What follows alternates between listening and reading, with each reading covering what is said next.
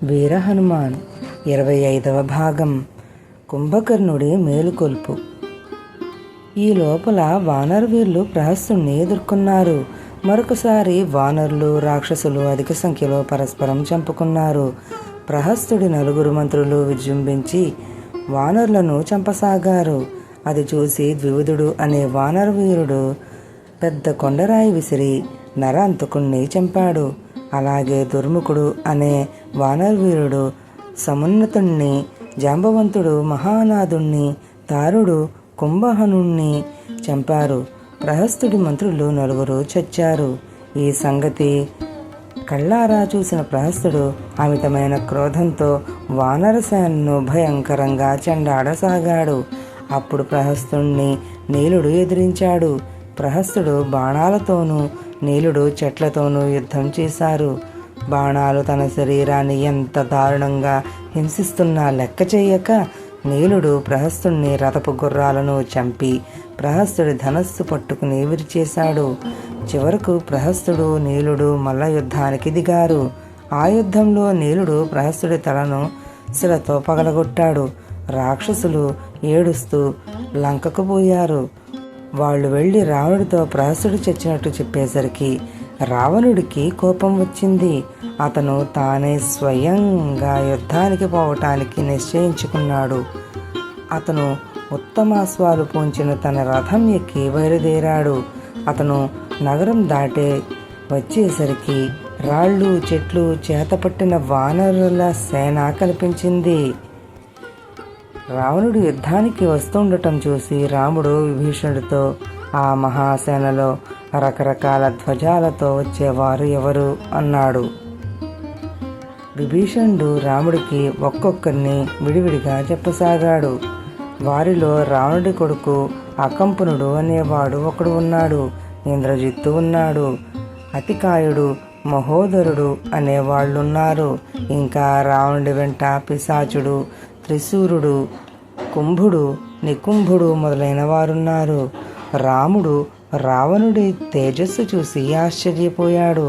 అలాంటి తేజస్సు దేవదానవుల్లో ఎవరికీ ఉండదనిపించింది. అయినా ఈ రావణుడు ఇప్పుడు తన ఎదుట పడినందుకు రాముడు ఎంతో సంతోషించాడు.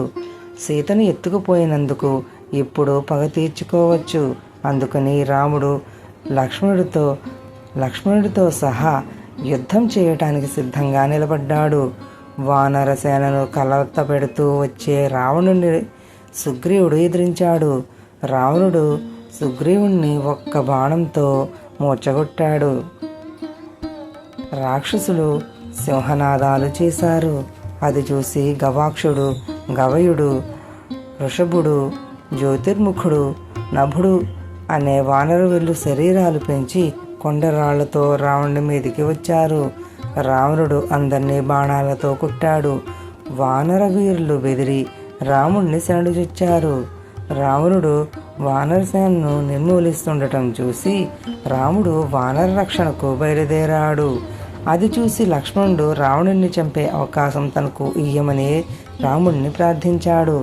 లక్ష్మణుడిని మెలకువగా ఉండమని హెచ్చరించింది. రాముడు అతనికి అనుమతి ఇచ్చాడు. లక్ష్మణుడు రావణుడిని ఎదుర్కొన్నాడు.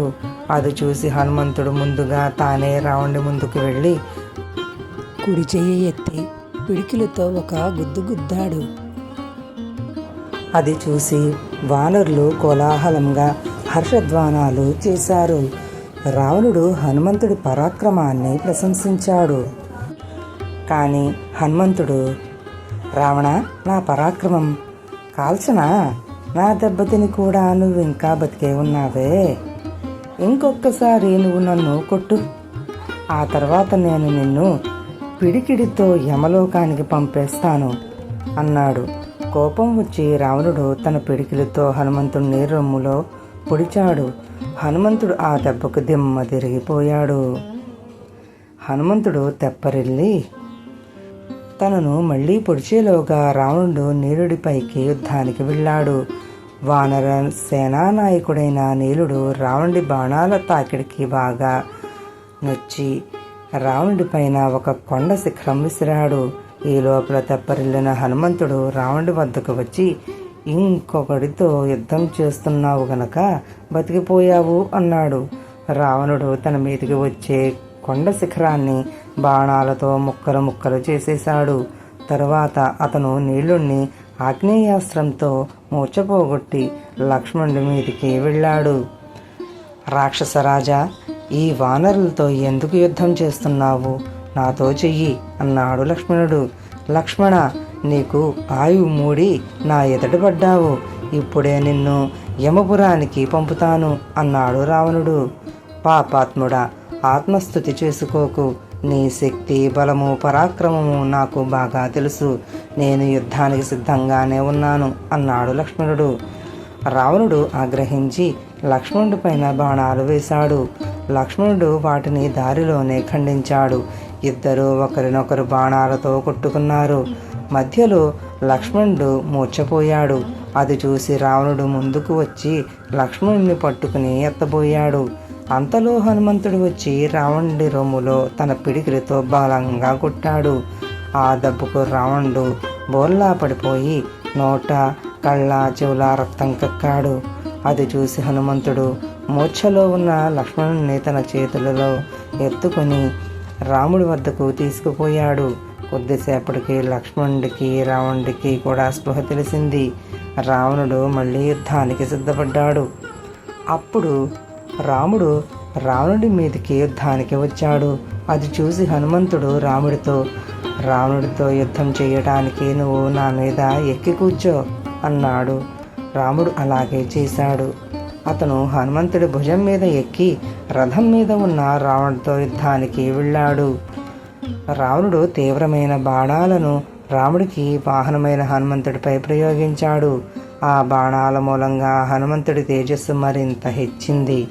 అయితే రాముడికి చాలా రోషం వచ్చింది. అతను రావణుడి రథచక్రాలను, గుర్రాలను, ధ్వజాన్ని, గొడుగును, సారథిని, ఆయుధాలను తన బాణాలతో కొట్టి రావణుడి రొమ్ములో నాటుకునేటట్టు బాణం వేశాడు. ఆ దెబ్బకు తట్టుకోలేక రావణుడు చేతిలో ధనస్సును జారవిడిచి మూర్ఛపోయాడు. రాముడు ఒక అర్ధచంద్రాకారం గల బాణంతో రావణుడి కిరీటం ఖండించి రావణుడితో, చాలామంది వీరులను చంపి అలసిపోయి ఉన్నావు. ఇప్పుడు నిన్ను చంపను. నువ్వు వెళ్ళి విశ్రాంతి తీసుకుని మళ్ళీ యుద్ధ సన్నద్ధుడివై రావటానికి అనుమతిస్తూ ఉన్నాను. వెళ్ళు అన్నాడు. ఈ మాటలు అనిపించుకున్నందుకు సిగ్గుపడుతూ రావణుడు చేసేది లేక లంకలోకి వెళ్ళిపోయాడు. తర్వాత రామలక్ష్మణుల యుద్ధంలో గాయపడిన వానరులకు సేవలు చేశారు. లంకకు తిరిగిపోయిన రావణుడు రాముడి బాణాలను తలుచుకుని భయపడి తన అనుచరులతో ఇంద్రుడికి, తీసిపోని నేను మనిషి చేతిలో ఓడాను. నేను చేసిన గొప్ప తపస్సంతా బూడిదలో పోసిన పన్నీరే అయింది కదా. నాకు మనిషి వల్ల భయం ఉంటుందని పూర్వం బ్రహ్మ చెప్పిన మాట ఇప్పుడు నిజమైంది. మనిషి వల్ల చావు రాకుండా నేను బ్రహ్మను వరం కోరలేదు. రాక్షసులారా, ఈ కారణం వల్ల మీరు మరింత శ్రద్ధగా శత్రు సంహారం చెయ్యాలి. నగరాన్ని మరింత బాగా కాపాడాలి. మీలో కొందరు పోయి కుంభకర్ణుడిని నిద్రలేపండి అన్నాడు. కుంభకర్ణుడు యుద్ధం ప్రారంభం కావటానికి 9 రోజుల ముందుగా నిద్రపోయాడు. అతను నిద్రలేచి యుద్ధానికి వెళ్ళి రామలక్ష్మణులు చంపేస్తాడని రావణుడి నమ్మకం. ఎందుకంటే కుంభకర్ణుడికి ఎవరు శాపాలు ఇయ్యలేదు. రావణుడి ఆజ్ఞ పొంది రాక్షసులు గంధము, పూలమాలలు, ఆహార పదార్థాలు తీసుకుని కుంభకర్ణుడి ఇంటికి వెళ్ళారు. ఆ ఇల్లు చాలా పెద్దది. రాక్షసులు లోపలికి వెళ్ళటం చాలా కష్టమైంది. ఎందుకంటే కుంభకర్ణుడు ఊపిరి విడిచినప్పుడల్లా ఆ గాలి రాక్షసులను వెనక్కు తోసేసింది. అడ్డంగా పడిపోయిన పర్వతంలాగా కుంభకర్ణుడు పడుకుని గాఢమైన నిద్రలో ఉన్నాడు. అతన్ని లేపటం అసాధ్యం. అలాంటి అసాధ్యమైన పనికి రాక్షసులు పూనుకుని మొట్టమొదట అతని ముందు మాంసం రాశిగా పోశారు. మద్యపు బాణలుంచారు. అతని శరీరమంతా చందనం పూశారు. అతని శరీరాన్ని పూలమాలలతో కప్పారు. తర్వాత వాళ్ళు శంఖాలు ఊదారు, దుమ్మిగా అరిచారు. కుంభకర్ణుణ్ణి కొట్టారు. అటూ ఇటూ కదిలించారు. భేరీలు మోగించారు. కుంభకర్ణుడు అయినా లేవలేదు.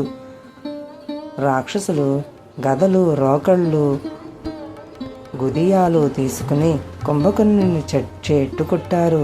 అందువల్ల కూడా ప్రయోజనం లేకపోయింది. రాక్షసులు కుంభకర్ణుని మీదకు గుర్రాలను, ఒంటెలను, గాడిదలను, ఏనుగులను తోలారు. చెట్టు చివరకు ఎలాగైతేనేం కుంభకర్ణుడు మేలుకున్నాడు. లేస్తూనే అతనికి ఆకలి వేసింది. అతను తన ఎదుట ఉన్న ఆహారపు రాశులను తిని బాణాల కొద్దీ మద్యం తాగి రాక్షసులను కలయజూసి, మీరు నన్నెందుకు లేపారు? రావణుడికి క్షేమమే కదా, ఇతర భయాలేవీ లేవు కదా అని అడిగాడు. కానీ ఏదో ముంచుకు రావటం చేతనే రాక్షసులు తన్ను నిద్రలేపారని కుంభకర్ణుడు గ్రహించాడు. రావణుడి మంత్రి యూపాక్షుడు కుంభకర్ణుడి ప్రశ్నకు ఇలా సమాధానం చెప్పాడు. కుంభకర్ణుడా, మనకు పూర్వం ఏ దేవతల వల్ల, దైత్యుల వల్ల, దానవుల వల్ల కలగని భయం ఇప్పుడు మానవుల వల్ల కలుగుతున్నది. కొండలంతేసి వానరులు లంకను ముట్టడించారు. సీతను ఎత్తుకొచ్చినందుకు అలిగి రాముడు పెద్ద భయం కలిగిస్తున్నాడు. ముందు ఒక్క వానుడు లంక అంతా కాల్చి అక్షకుమారుని సేనతో సహా చంపేశాడు. ఇప్పుడు రాముడు రావణుని యుద్ధంలో కొట్టి చచ్చాడనుకుని వదిలిపెట్టాడు. రావణుణ్ణి దేవతలు, దైత్య దానవులు ఏమీ చేయలేకపోయిన పనిని ఈ రాముడు చేశాడు. తన అన్న యుద్ధంలో ఓడాడన్న మాట వినగానే కుంభకర్ణుడు కోపంతో యూపాక్షుడితో ఇలా అన్నాడు. నేనిప్పుడే వెళ్ళి వానరసేనను, రామలక్ష్మణులు చంపేసి తర్వాత రావణుణ్ణి చూస్తాను. వానరుల రక్తమాంసాలు రాక్షసుల చేత తినిపించి రామలక్ష్మణుల రక్తాన్ని నేనే తాగుతాను.